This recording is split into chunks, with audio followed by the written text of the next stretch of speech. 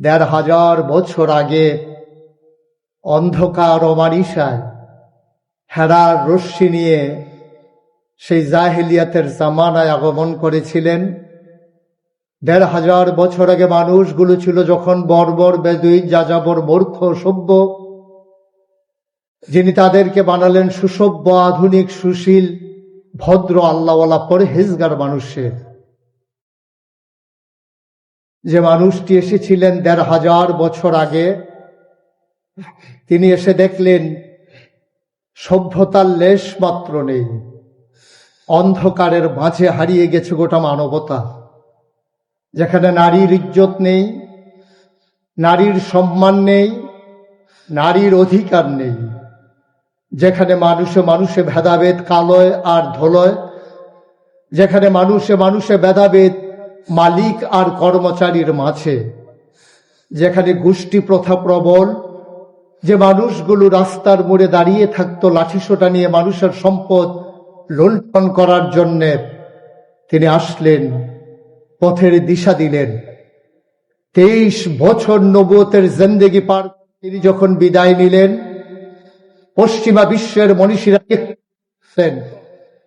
যে মানুষগুলো দাঁড়িয়ে থাকতো রাস্তার মোড়ে ডাকাতি করার জন্য লাঠিসোঁটা নিয়ে, আজও মানুষগুলো রাস্তার মোড়ে দাঁড়িয়ে থাকে লাঠি নিয়ে।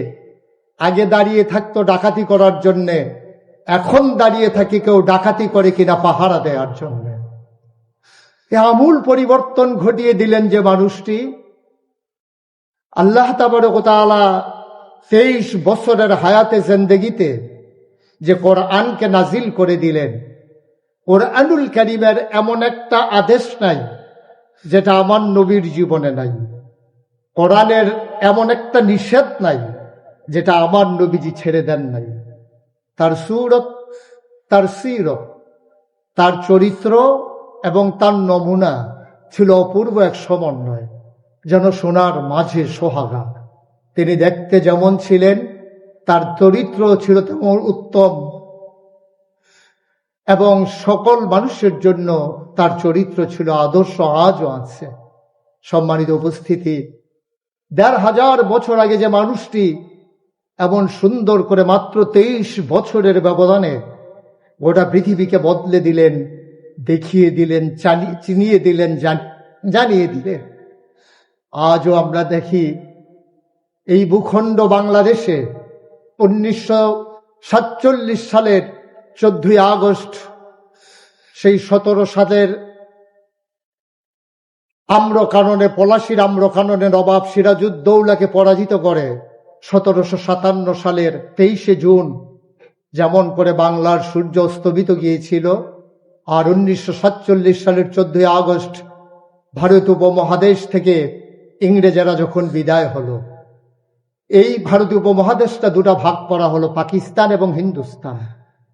পাকিস্তান ছিল দুই অংশে বিভক্ত, পূর্ব পাকিস্তান, পশ্চিম পাকিস্তান। পূর্ব পাকিস্তানের মানুষগুলো ছিল বঞ্চিত, তারা সকল দিক থেকেই ছিল বঞ্চনার শিকার।